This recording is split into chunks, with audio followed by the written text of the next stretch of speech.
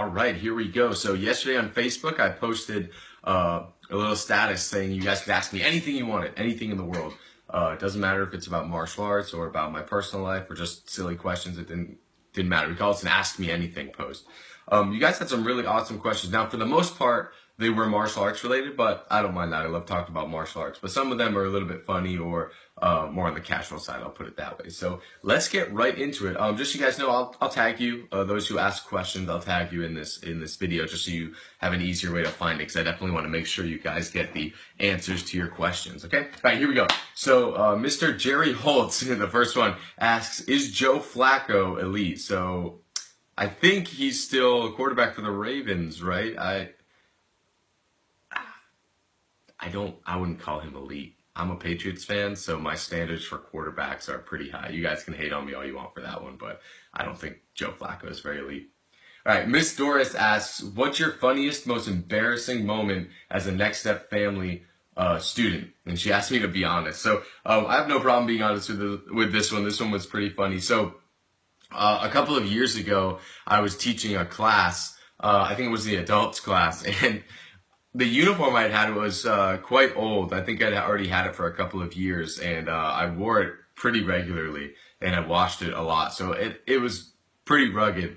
And during the class, I was demonstrating a kick, and I actually tore the seam in the back of my pants. Now, luckily, I was wearing like compression shorts underneath, so they're kind of like those shorts that bikers wear.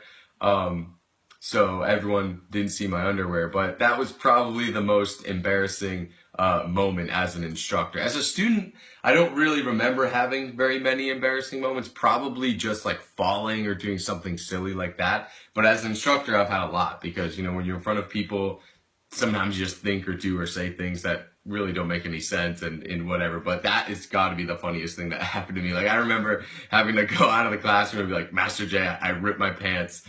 I need you to go teach for me. And then he had to like run out, and it was pretty funny, but I definitely would not want that to happen again. So I try to keep a better eye on the condition of my uniform, so that's not going to happen to me. But anyway, that was a really good question. Nice. All right, Master J asks, what is your favorite martial arts book, movie, actor, and actress? All right, favorite martial arts book is actually this book, Zen and the Martial Arts by Joe Himes. It's really short. You can see it's only 130, 140 pages. So they're built up of these little tiny chapters that are like 1 or 2 pages long, with this guy's encounters with some professional martial artists from back in the day, like Bruce Lee and a bunch of different guys, Chuck Norris, it's one other guy, I can't remember his name, but him, and then a bunch of people who weren't famous, but just little encounters and kind of like parables that he learned over his years as a martial arts instructor and a martial arts student. So there's all kinds of awesome stuff. Some personal encounters he had with Bruce Lee were really interesting to me, because that actually leads into the next question. Is he's my favorite martial arts actor. I find Bruce Lee to be a really interesting person. I know he was a movie star in Hollywood, and therefore they embellished a lot of the things that he was doing. But he was still a very, very skilled martial artist, probably the most skilled martial artist in recent history.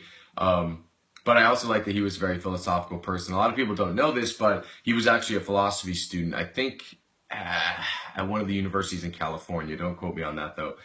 So he was really a philosopher more so than an actor, but he got into acting later in his life and used his martial arts and philosophy background to bring that onto the screen, and that's why I really enjoy him. Now, it's actually my favorite martial arts movie is not a Bruce Lee movie, particularly because his movies are kind of cheesy. I mean, they were made back in like the 70s and 80s and stuff, so I wasn't a huge fan of them.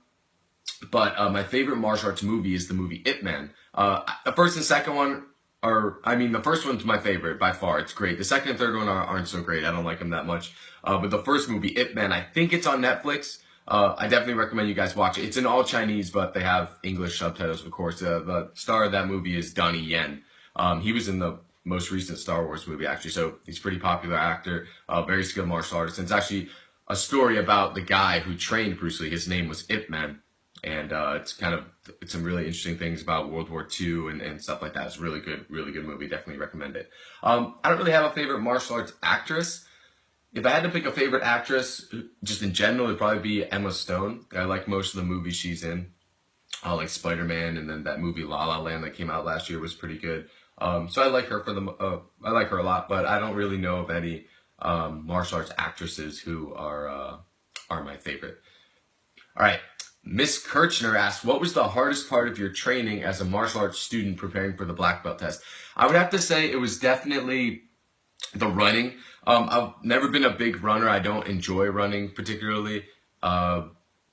So I just, I ran a bunch right before my test to make sure that for the physical part of my test, I could hit that mile time, which I did fine with. I didn't struggle with it particularly. I just really don't like running. And that was one of those things that I just didn't enjoy doing. So it was the hardest for me. As far as like forms and kicks and stuff like that, because I was working at the studio, teaching classes, I mean, forms were no problem for me because I taught them every day. So they were always fresh in my mind and I had to learn them very early. But kicking I enjoyed. Yeah, as far as preparation, it was really all of the personal body conditioning. It wasn't so much of the martial arts skills. I was pretty comfortable with that stuff. But for me, it was definitely the cardio. So I'm assuming you're asking for Lincoln as well, who's going to be testing soon. I would definitely get him running now. He plays football, so I'm sure that'll help a lot too. But cardio is a big deal with the black belt test, especially the first degree test. All right, Miss Bridget Walston asks, what does your future hold for you regarding martial arts? So martial arts for me is one of my passions, and I don't see myself stopping martial arts anytime soon, if ever in my life. I may try different martial arts at some point in my future. I enjoy cross training and trying different things, but I really don't see myself stopping martial arts. One of my goals is to become a master, and you have to be certain Dan level to be considered a master. So that's probably my next big goal in martial arts. I'm second degree black belt, so I have a little ways to go yet, but that's one of my goals, and I just want to keep making myself better. It's not so much about belts anymore, but becoming a master Taekwondo practitioner would be pretty awesome. So that's definitely what my immediate future holds for it, but I don't see myself stopping martial arts training at any point in my life. All right, Miss Christine Novotny asks, Lily wants to know, how long have you been teaching Taekwondo, and do you like teaching? I've been teaching about 3.5 years, I would say. I started teaching actually before I was a black belt. When I was a red senior student was when I really started to run the kids classes, and I taught adult classes here and there. And that was about 3.5 years ago. As far as do I like teaching, I love teaching. That's like one of my favorite things to do. I always approach teaching a little bit different from martial arts, in that I considered it like its own art form. Knowing the movements and the technique and everything that I need to teach the kids is very important.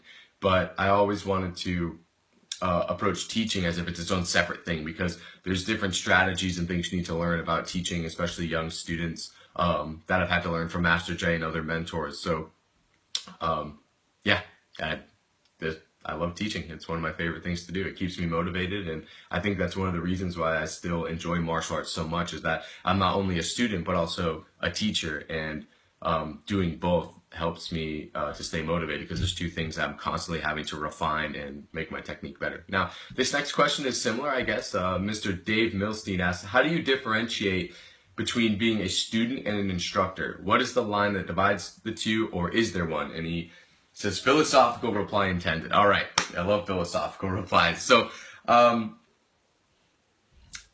this is interesting, because all instructors are students. They have to be, whether you're actively training or you're just a student, in the fact that you are constantly critiquing yourself and your way of teaching and your way of doing martial arts. You're always learning from other people, because you experience so many different styles and habits, and it's really easy to learn from your students you're teaching. It doesn't work the other way around necessarily. Not every student is an instructor, at least in the sense we mean. Of course, every student can teach other people, but as far as the line that divides the two, teaching,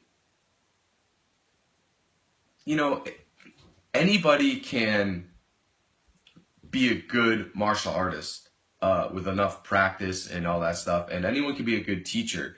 The thing is, though, that they're not necessarily linked. Like, you can be the best martial artist in the world, but that doesn't necessarily make you a good teacher, because it's a completely different skill. I'm not saying you can't become a good teacher, but they're completely different. And I have to say, the line that probably divides the two is, if you want to be an effective teacher, you need to be able to efficiently help other people understand concepts and ideas. As far as like the actual line that divides the two, I mean, I'm an instructor because that's my job and I get paid to do that, and I was trained to do that by another instructor, right, Master Jay, who was taught to do that by somebody else. So really, it's almost just like a status thing. I'm not the best martial artist in the world, not even the best martial artist in the studio. There's plenty of people who are better at a lot of things than me. You know, not even just talking about Master Jay, just my other peers like Mr. William and Mr. Ben and those guys who are around my age. Me being an instructor has nothing to do with my personal skill. Obviously, you have to have a certain level of aptitude for martial arts to be able to teach other people. But I don't need to be like super elite martial artist to be able to teach other people about martial arts. So I would just say that the line that divides the two, that, you know, makes one person a student and one person an instructor, is the ability to translate your message to the students, right? And get them to understand things. I saw an awesome quote today. I'm going to paraphrase because I don't remember it exactly, but it said that a good teacher tells the student where to look, but doesn't tell them the answer. So the student needs to figure out something for themselves. So I think that a good teacher is one that can help students come to an understanding of something without directly telling them, because at some point they need to figure it out for themselves. So hopefully I answered that question. This was the one I was a little bit shaky on because I didn't have a clear-cut definition, but hopefully that gives you some things to think about. Miss Kirchner again asks, to add to that, how do you keep a professional relationship when you are the teacher and your friends are the students? So there's only been a couple of times that my friends were actually the students. I've taught some of my friends from college. I've taught some of my close personal friends. As far as being professional, it's really just about how I act. I don't act any differently towards them than I would anybody else. I try to treat it separate, as if they're just, when they're here, they're my student. I actually, you know, I've been personal friends with instructors at the studio, outside of the studio, you guys know that. And, you know, we were friends before we even started working there. And then as we work there, you know, we have a professional relationship. We don't take work outside of the studio very often. And then we don't bring outside life into the studio. And specifically, if it's a student-teacher relationship, I try to treat them the exact same way I would anyone else. So people may not even know this, but I'd refer to them as Mr. or Miss or so-and-so. I wouldn't even use their just regular name. You'd think it'd be weird to say, you know, oh, Mr. Joe or whatever to someone who's your best friend when they're at the studio, but that's how I've had to handle it, to make sure that we both know why we're there, right? We're not there to socialize. We're not there to hang out. We're there to learn. And if they're specifically my student, they understand that, and I've always had to talk to them about that. As far as my college buddies, they haven't been like regular Taekwondo students where they've come to seminars and stuff at the studio and done kickboxing in the past. So really, that was more casual. It wasn't too strict. So I didn't have a really difficult time keeping myself professional, but you know, I really just tried to treat them like I would treat anybody else who was a student. All right, good question. Good question. Miss Tina Camp asks, do you teach your friends and family Taekwondo and self-defense at home? Did you always have an interest in martial arts? I did always have an interest in martial arts. I don't know how old I was, probably around 7 or 8 when I first had an interest. I think I took like an intro karate class with one of my friends. And then I started taking Aikido with a friend when I was like 15 or 16. That only lasted a couple months. And then I found Master Jay when I was 17. So I guess like casually and like from a distance, I always admired martial arts, but I never really made the decision to get into it until Master Jay opened up the studio in Fairfield. I don't really teach my friends and family Taekwondo. I've taught my friends a little bit, like some self-defense stuff per their request, but I never go to people saying, hey, can I teach you? Because to me, that almost seems a little bit pushy and kind of arrogant. And I try to not push martial arts on other people. If they want to learn from me, they'll ask. And especially my family, I don't think they really ever had an interest in it. I mean, it would be great if they did. And if they asked me, I definitely would. But for the most part, I don't try to push it on people. So I've never really taught my family, my friends a little bit, but not a lot. Good question. All right, Miss Doris has another one. She says, here's another one in case you need it. You're a superhero. What is your superpower and why? Oh, man, I kept thinking about this. Like, I would love to be able to fly. Like, I think that's the coolest thing ever. That'd be awesome. But then I think about, like, is that really practical? Like, is flying that useful if I can't do anything else? I don't think it's that useful. Now, it kind of depends. Do you mean, like, I have superpowers, but I'm going to live my normal life? Or am I actually a superhero fighting crime? Because if I'm a superhero fighting crime, flying might be a little bit more useful, but flying doesn't really have a place in my everyday life, even though it'd be fun.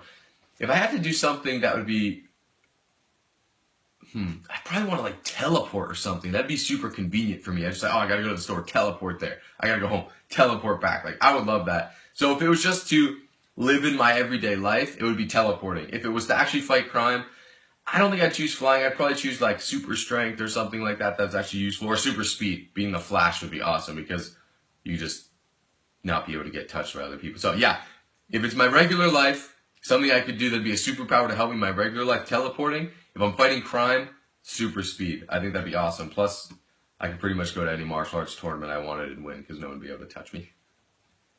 All right. Last question. Miss Tina again says, now that you're a college graduate and ready to take the next step, always love a good next step pun, in life, how has martial arts helped and influenced you and prepared you? So, I would say that martial arts mostly has helped me come to a better understanding of myself and who I am and understand my flaws and my strengths because, we do a lot of different things in martial arts, a lot of physical challenges, I guess I'll call it, physical and mental challenges. And through that training, you're constantly having to look at yourself honestly and say, where do I need improvement? Where are my weak points? What are my strong points? And different things like that. So it's made me very comfortable with who I am. So I can see, in my life, in my future, I've never been afraid to be myself around other people. And because, I know who I am. I know what my flaws are. So there's nothing they can do to hurt me, really. Because I'm comfortable with who I am. There's nothing they can say to me I don't already know about myself. And thanks to martial arts training, that's helped me come to an understanding about that. The other side of this, too, is probably being able to present in front of a lot of people. That helped me a lot in college, but that's more so from teaching, not so much from martial arts in general. I mean, martial arts helped with the confidence, but as far as being able to public speak and give presentations, teaching has been a huge help for that because I'm doing it all the time in front of strangers and adults, people a lot older than me. So it's very scary, but you get very used to it after a while. There's actually a really cool quote. I don't know if any of you guys watched the show Game of Thrones. I love that show. There's a quote from one of the earlier seasons from one of the characters who says, never forget where you are. The rest of the world will not. Wear it like armor and it can never be used to hurt you. So that kind of goes back to my original point, that if you really know who you are and you wear it like armor, like like the quote says, other people can't really hurt you because it's like, okay, I know that I'm clumsy or something, whatever. And then someone's like, oh, you're clumsy. Like, I know that, it doesn't bother me. Whereas if I wasn't accepting of who I was and wasn't aware of the things I need to work on, that might hurt me a little bit more. But, if you're comfortable with yourself, and martial arts has helped me with that, you can be, it's really easy to be confident in the real world. So guys, awesome questions. Thank you so much. We'll do this again in the future, maybe even with other instructors. Master Jay and I talked about doing something like this next to each other so that we can feed off of each other a little bit. But I really appreciate it. Yeah, we'll do it again soon, guys. All right, this video is like really long, so I'm sorry for that. And my phone is probably going to run out of storage, but I'm going to cut it off now, all right? See you guys. Have a good weekend.